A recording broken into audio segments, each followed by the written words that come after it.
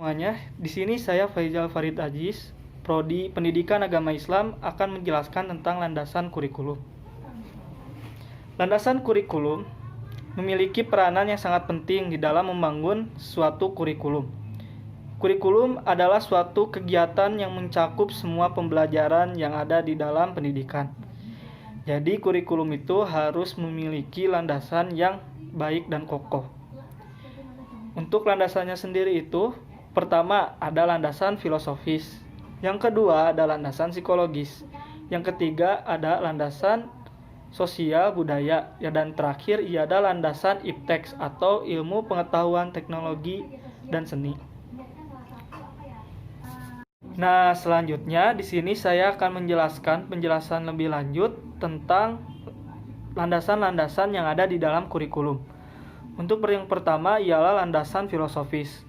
Di dalam landasan filosofis ini memiliki asumsi bahwa landasan kurikulum harus dari hasil berpikir secara mendalam melalui analisis berpikir secara logis.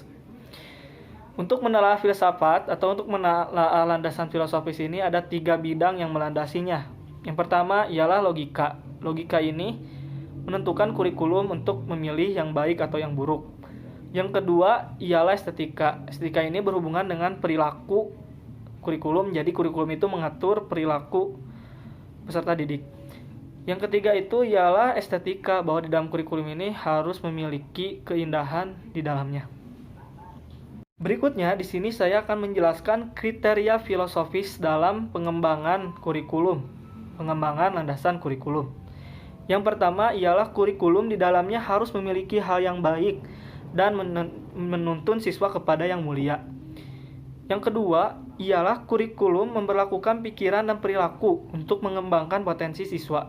Jadi di sini itu kurikulum harus mampu menghargai pikiran dan perilaku siswa atau peserta didik. Yang keempat ialah kurikulum meningkatkan variabilitas dengan menekankan kepada individualitas. Jadi di sini itu kurikulum harus mengenal jenis-jenis individualitas peserta didik dikarenakan setiap peserta didik itu berbeda-beda dan meningkatkan kemampuan potensi yang ada di dalam dirinya. Yang terakhir ialah menekankan kerjasama individu untuk mencapai tujuan. Jadi di sini kurikulum harus menyatukan berbagai individu siswa yang berbeda agar mencapai tujuan di dalam kurikulum. Seperti itu. Untuk selanjutnya, di sini saya akan menjelaskan aliran-aliran filosofis dalam landasan kurikulum, di mana aliran-aliran filosofis ini memiliki tujuan ataupun pengertian yang berbeda-beda. Yang pertama ialah aliran idealisme. Aliran ini menjelaskan bahwa kurikulum itu harus mengembangkan dan membentuk karakter baik dari segi potensi, bakat, maupun dari segi sosial dari siswa. Yang kedua ialah aliran realisme, di mana aliran ini itu kurikulum harus menyesuaikan secara tepat dalam hidup dan dapat melaksanakan tanggung jawab sosial.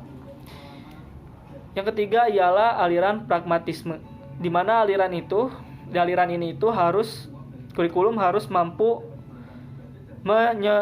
menyelesaikan masalah-masalah yang baru. Untuk selanjutnya ialah aliran esensialisme, di mana kurikulum ini mendorong individu siswa untuk mengembangkan potensi untuk pemenuhan dirinya. Lalu selanjutnya ialah aliran perennialisme, di mana aliran ini itu membuat kurikulum itu harus memperoleh pengetahuan untuk prinsip-prinsip yang besar yang bisa dirubah oleh siswa atau yang bisa didefinisikan berbeda dengan oleh siswa, seperti itu. Yang keempat ialah aliran esensialisme. Tujuan kurikulum ini harus meneruskan budaya dan sejarah melalui pengetahuan inti yang terakumulasi. Dan yang terakhir ialah aliran rekonstruktivisme, di mana tujuan kurikulum ini bertanggung jawab untuk menciptakan aturan yang ideal. Lalu di sini kita masuk ke dalam kriteria psikologi di dalam kurikulum.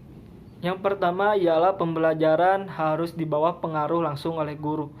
Jadi di sini guru memiliki tugas untuk mengawasi muridnya atau siswa apabila dia melakukan hal yang negatif. Jadi guru bisa langsung menegurnya atau memberikan saran terhadapnya. Yang kedua ialah pembelajaran harus menyenangkan dan nyaman bagi siswa.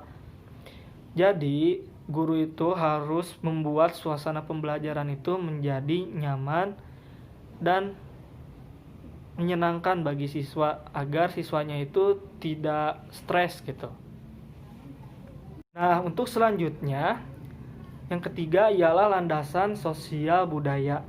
Dalam landasan ini, kurikulum harus disesuaikan dengan kebutuhan sosial budaya yang ada di masyarakat setempat.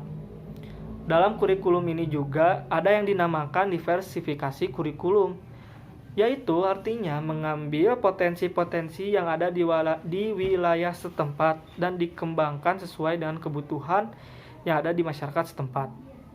Jadi di sini itu kurikulum itu menuntut siswa agar mampu dapat hidup bersosial di masyarakat, karena emang tantangan dari seorang siswa itu adalah berkehidupan di masyarakat seperti itu. Nah, untuk landasan yang terakhir ialah landasan IPTEX atau Ilmu Pengetahuan Teknologi dan Seni. Landasan ini menuntut bahwa kurikulum itu harus menyesuaikan dengan perkembangan teknologi sehingga mampu berkembang sesuai dengan perubahan zaman. Jadi di sini itu kurikulum itu harus memiliki sifat fleksibel gitu dengan perkembangan zaman yang ada sehingga pendidikan pun bakal maju gitu sesuai dengan zamannya. Seperti itu. Kesimpulannya, ada beberapa landasan yang melandasi kurikulum.